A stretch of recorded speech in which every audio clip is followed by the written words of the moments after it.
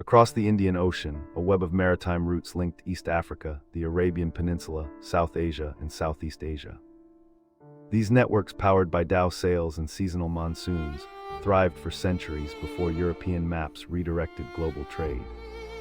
Scholars trace their rise to thriving urban ports, prosperous markets, and patrons who funded ships carrying spices, textiles, and knowledge.